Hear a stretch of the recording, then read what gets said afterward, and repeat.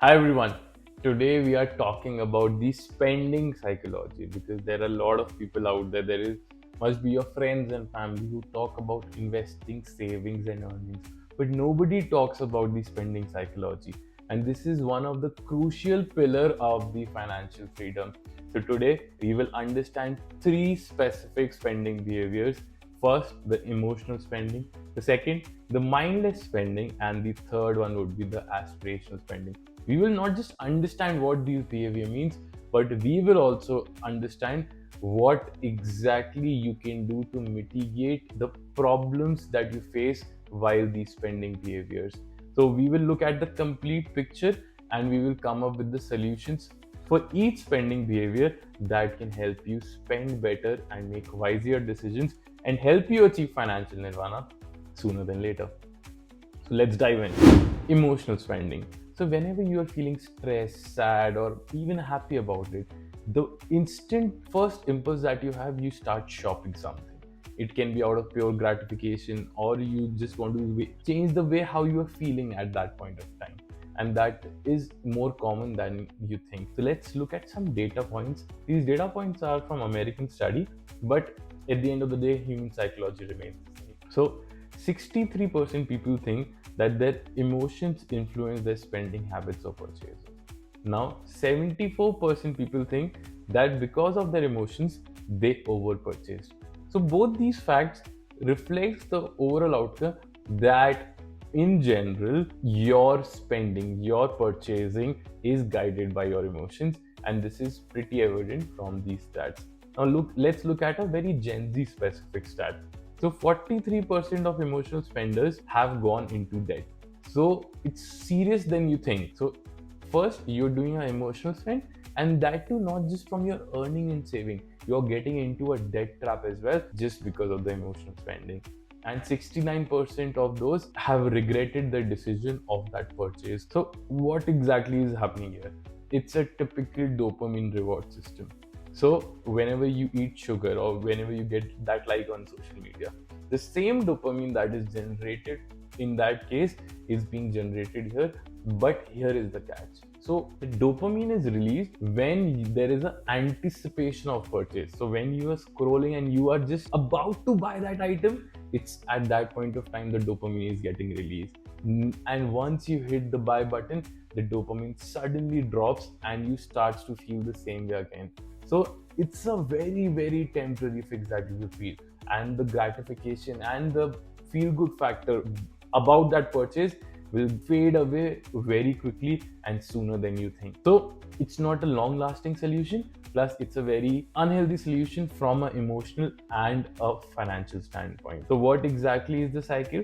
You feel a negative emotion, then you spend money for relief, then you get a temporary high, but then you regret and you have like financial stress because of that purchase, and further you create more negative emotions and more stress. So it's more like a loop or a cyclical process that you get entrapped in, but you need to get rid of this to ensure that you improve your emotional and financial well-being. So this is all about the problem aspect of things. What is emotional spending? How does it work? What is the loop that it gets you into? But let's talk about the solutions. The very first one is build replacement habits. It's very simple. So dopamine is not just released by that shopping or eating sugar or eating outside or eating junk food. It can be generated in a more healthy manner also. Working out, meditating, journaling, or talking to even a friend. All these things also generate dopamine, gives you reward, but in a more healthy and sustainable manner. So make sure you switch to these alternatives, the more sustainable alternatives of dopamine instead of the cheap ones or the more addictive ones. The second one, this is my favorite, the pause question. So whenever you are making a purchase, just for 1 second, ask yourself, is it something that I really need it or I value it, or is it just the purchase that I'm making to make me feel better or to change the way how I am feeling right now? If the answer is yes, you're making that purchase to change the way you are feeling at that point of time, then that purchase is absolutely not worth it.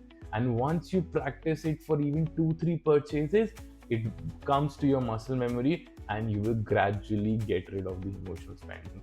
So please reflect on this point and make sure then that whenever you're making the next purchase, you ask yourself, is it something that I value or want, or is it just because I want to change the way how I am feeling right now? Now let's talk about mindless spending. So mindless spending is when money slips out of your account without you even realizing it. And it's far more common than we think. So the psychology behind this, we call it small purchase blindness. And the danger with mindless spending is not just that coffee or one subscription. It's more like a death by thousand cuts. So you don't notice it because it's the single transaction feels very small or insignificant, but together they erode your savings and delay your financial independence. So what is happening here? There are small purchases here, there's a subscription fees of 200, 500 here, there. But if we sum it up at an overall level, then it becomes a very significant amount, and it is a serious dent to your savings, earnings, and investments. And also, one thing on top of that is that whatever is the mindless spending that you're doing right now, in 2 weeks time, in 3 weeks time, you won't even remember that purchase or remember that spending. So what is effectively happening? You're compromising your long-term goals, you're compromising your financial independence for something that you won't even remember 2 weeks down the line. So make sure that you are very conscious about the purchases you make and get rid of those mindless spending. So it is more like having a bucket of water and there is a leakage at the bottom. So that leakage of the bottom reflects the mindless spending. So no matter how much water you pour in, how much salary you pour in that bucket, it will never be enough. It will never get filled to the top because of that leakage or because of those mindless spending. So make sure you fix that leakage and you fill your bucket and you get to the financial nirvana phase. So how to fix it? The very first one is audit your money leaks. So probably every month or every 2 months, just go through your UPI statements or the credit card statements and understand what are these mindless spending that I can gradually get rid of. Because there will be a lot of subscription, there will be a lot of small charges of 50 rupees, 500 rupees, 200 rupees, which you can potentially avoid moving forward. So make sure that you audit your money leaks well and you understand where is that mindless spending habit, because once you are aware of those small transaction or small waste of money transaction, then you will be more conscious about your decision and you will try to get rid of those transactions. Now the very last one, but not the least for sure, the aspirational or the status spending. So in the world of social media, what we are seeing right now is our friend has taken a car, our like relatives are living in a luxury penthouse, or our college mate or a schoolmate is getting this kind of lifestyle or this kind of travel lifestyle. The psychology behind this is called conspicuous consumption. We try to signal the success that we are having by the accessories or the commodities that we have materialistically. So if you want to showcase that we are successful in life, we will get a BMW. If you want to showcase that I have a very good earning, I'll get a 5 BHK penthouse. But that is not the right approach, because high-end gadgets, you'll get a new iPhone just because it's the latest upgrade, but your current iPhone is also working well. So overall, these kind of purchases doesn't make a lot of sense because of the intrinsic fact, if you're doing anything just out of the sheer complexity of status game, or just to make sure that you are up to the society standards. So make sure that you don't fall in this trap of Instagram reality or the LinkedIn reality. You are living your life the way you want, the way your value system operates, but not just pure out of sheer comparison to others. And what it leads to, it leads to a earn, spend and show cycle, and it's a never ending game, trust me. So make sure you break this cycle. Now in terms of breaking the cycle, there are a couple of things that I have tried myself. The very first answer to this question would be, make sure that you reframe your mindset. So ask before any aspiration purchase, am I buying this for me or to be seen by others? This simple question, is the purchase you're doing for yourself or to be seen by others, makes your life really easy in terms of big purchases. And also the bottom line here, aspirational spending isn't inherently bad. It's not bad at all. It becomes harmful the day when you start doing it out of sheer comparison, not by your expectation or your aspiration. So if you really want to get that car, go get that car. but it should not be coming out of that comparison or to prove your status in the society. So yeah, we are done. So let's come to the conclusion. So emotional spending is mood driven, mindless spending is habit driven, and aspirational spending is comparison driven.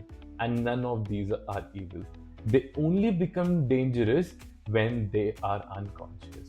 So make sure you are spending intentionally and not impulsively, because in the end, wealth isn't just about how much you want, it's about how wisely you spend as well. So like the video and share it with your friends who are not very well aware of their spending behaviors, and subscribe to our channel if you haven't already. Until next time.